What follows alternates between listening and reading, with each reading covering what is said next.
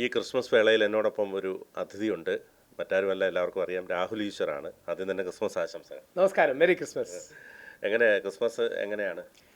ഒരുപക്ഷെ പലർക്കും അറിയാൻ കൗതുകമുള്ളൊരു കാര്യമായിരിക്കും, എൻ്റെ വീട്ടിലാണ് ഇന്ത്യയിലെ ഏറ്റവും വലിയ Jesus face wall painting inside a home ഉള്ളത്. ഏകദേശം ഒരു 140 അറൗണ്ട് സ്ക്വയർ ഫീറ്റ് വലിപ്പമുള്ളത്. അപ്പോൾ ക്രിസ്മസ് എന്ന് പറഞ്ഞാൽ കഴിഞ്ഞ 2000 വർഷങ്ങളായി, അതായത് നമ്മുടെ വിശ്വാസപ്രകാരം ലോകത്തിലെ ഏറ്റവും പ്രാചീനമായ ക്രിസ്ത്യൻ പള്ളി നമ്മുടെ നാട്ടിലാണ് ഉള്ളത്. അതായത് പരിശുദ്ധ വത്തിക്കാനും ഏകദേശം 300-400 വർഷം മുമ്പ് നമ്മുടെ നാട്ടിൽ ക്രിസ്ത്യൻ സമൂഹമുണ്ട് എന്നുള്ളതാണ് നമ്മുടെ ചരിത്രവും ഐതിഹ്യവും വിശ്വാസവും എല്ലാം. അപ്പോൾ അത്ര പ്രൗഢഗംഭീരമായ ചരിത്രമുണ്ട്. ഡിസംബർ 24 വൈകിട്ടാണ് വിവേകാനന്ദൻ്റെ ആശ്രമത്തിൽ ഏറ്റവും ഗംഭീരമായ ക്രിസ്മസ് സെലിബ്രേഷൻ നടക്കുന്നത്, ബേലൂർ മഠത്തിൽ. അപ്പം ഗാന്ധിജിയും വിവേകാനന്ദനും എല്ലാം യേശുക്രിസ്തുവിൻ്റെ സന്ദേശം ഉൾക്കൊണ്ടവരായിരുന്നു. ക്രിസ്മസിനെ ഏറ്റവും ബഹുമാനത്തോടെ കണ്ടവരായിരുന്നു. ആ രീതിയിൽ വളരെ പോസിറ്റീവായി ക്രിസ്മസ് ആഘോഷിക്കണമെന്ന് വിശ്വസിക്കുന്ന ഒരു വ്യക്തിയാണ് ഞാൻ.